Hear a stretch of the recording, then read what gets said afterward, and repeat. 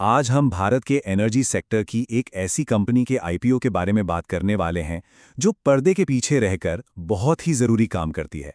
ये सिर्फ एक इन्वेस्टमेंट का मौका नहीं है, बल्कि देश के एनर्जी प्लान को करीब से समझने का एक जरिया भी है। तो चलिए एक सवाल से शुरू करते हैं। क्या कभी किसी ने सोचा है कि दुनिया के सबसे बड़े कोल ऑपरेशंस में से एक यानी कोल इंडिया की पूरी प्लानिंग कौन करता है? वो कौन है जो पूरे सिस्टम का ब्लूप्रिंट तैयार करता है? तो इसका जवाब है CMPDI। चलिए इस हिस्से में हम यही समझेंगे ये कंपनी आखिर है क्या और भारत के लिए इतनी खास क्यों है। तो CMPDI का पूरा नाम है central mine planning and design institute. आसान भाषा में कहें तो ये कोल इंडिया लिमिटेड की ही एक सब्सिडियरी कंपनी है जो कंसल्टेंसी और प्लानिंग का सारा काम देखती है। मतलब ये कोल इंडिया का असली थिंक टैंक है।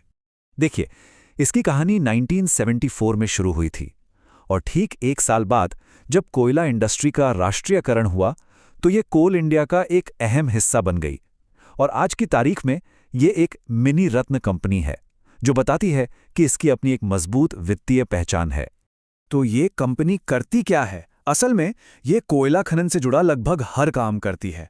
कहाँ खुदाई करनी है इसकी खोज से लेकर माइन की पूरी प्लानिंग, उसका इंफ्रास्ट्रक्चर डिजाइन करना और तो और पर्यावरण पर असर का ध्यान रखना, सब कुछ।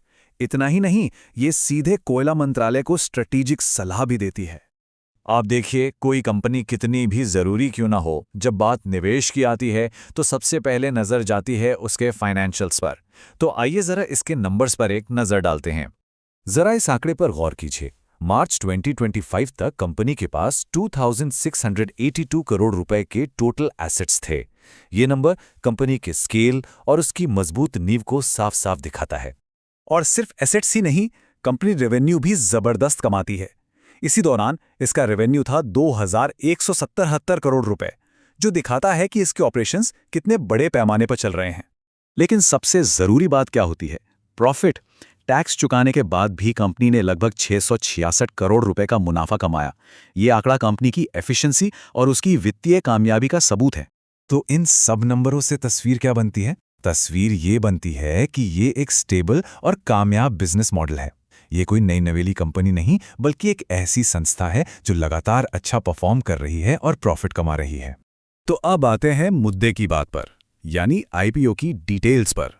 अगर कोई भी इसमें निवेश करने का सोच रहा है तो ये जानकारी उनके लिए बहुत बहुत जरूरी है। तो स्क्रीन पर जो जरूरी जानकारी है उसे देख लेते हैं। आईपीओ 20 से 24 मार्च 2026 के बीच खुलेगा। करीब 10.71 करोड़ इक्विटी शेयर ऑफर किए जा रहे हैं और हाँ, इसकी लिस्टिंग BSE और NSE दोनों पर होगी। अब ये जो शेयरों का बंटवारा है ये भी काफी दिलचस्प है। रिटेल यानी छोटे निवेशकों के लिए एक बहुत बड़ा हिस्सा 35% रिजर्व रखा गया है। और एक खास बात यह है कि जो लोग पहले से कोल इंडिया के शेयर होल्डर हैं उनके लिए भी 10% का कोटा है। तो सवाल उठता है कि आखिर इसमें निवेशकों के लिए क्या खास है? देखिए, कई बातें हैं। पहली, ये एक सरकारी कंपनी है यानी भरोसा है। दूसरी, इसका मुनाफा लगातार मजबूत रहा है।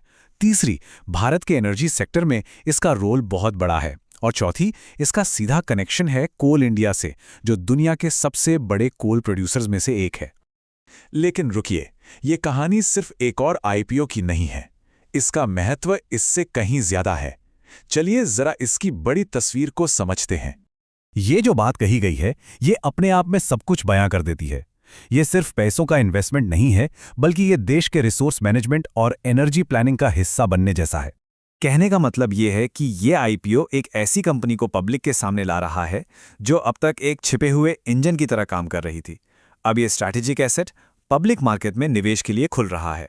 और यहीं पर हमारे सामने एक बड़ा सवाल खड़ा होता है।